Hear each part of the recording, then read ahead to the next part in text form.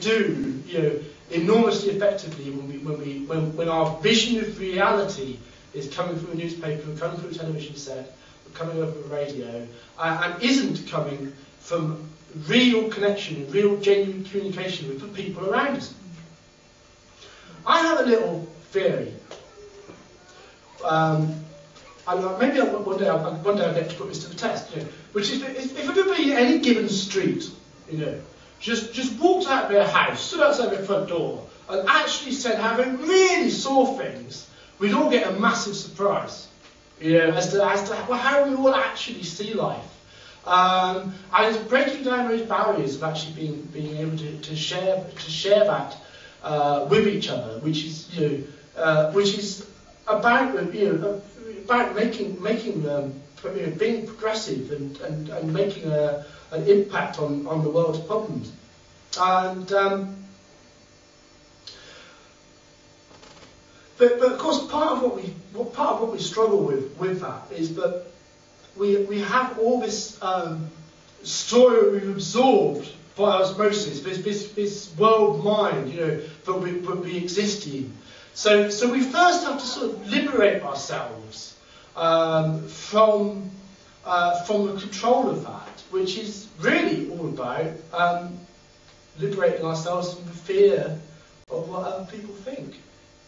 So we say, well, yeah, I don't mind you being different from me, but I'm me and I'm this way. This is how I see it, and this is what I'm sharing. So it's not an ism; it's how it looks to me. Because we identify ourselves with isms, or we're encouraged to identify ourselves with isms, and we treat politics like football teams. Blue team, red team, yellow team, green team, blah blah blah blah blah blah blah. And you can't say that if you're in the green team because that's not very green. And it doesn't really matter what it is. All these institutions have the same kind of problems. But because it's about creating a conformity, But when we look at the world around us and we go, wow, that's a lot of rubbish, and that's nonsense, and that's lies, I've been sold all these illusions, I've been sold all these lies. That's not the case at all. We haven't been sold anything. We buy these things. We buy them. We choose to accept them. We choose not to question them. So it's knowing that we are the people who buy the story means that we gain the power to start to write that story for ourselves. We gain the power to free ourselves from that and start to go, this is the story as I see it. We should have permaculture gardens up and down the country.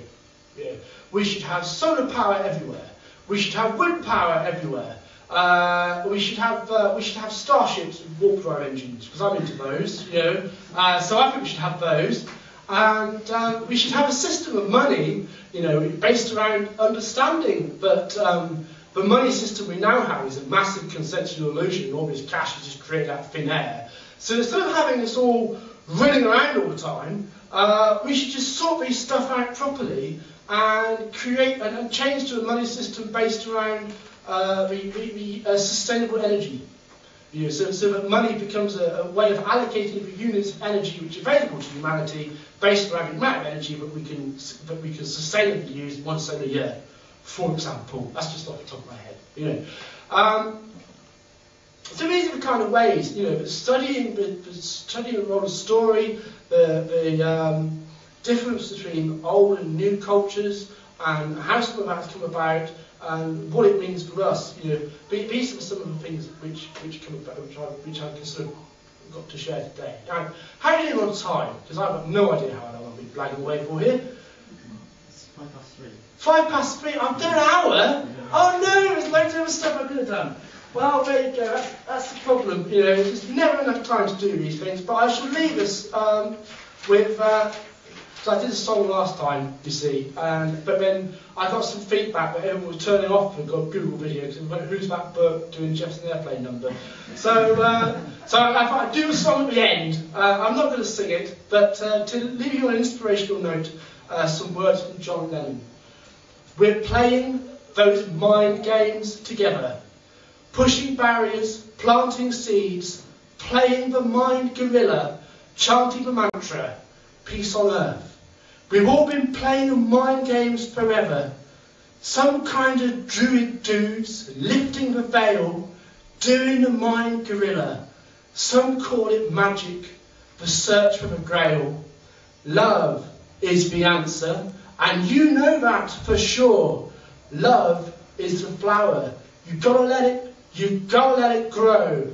So let's keep on playing those mind games together, creating faith in the future out of the now. That's me for this afternoon. Thank you everyone for listening. It's been wonderful. Don't forget, come and join us at MalvernMessages.com, where we've put so much information it will totally blow your mind. Okay, thank you. Thank you.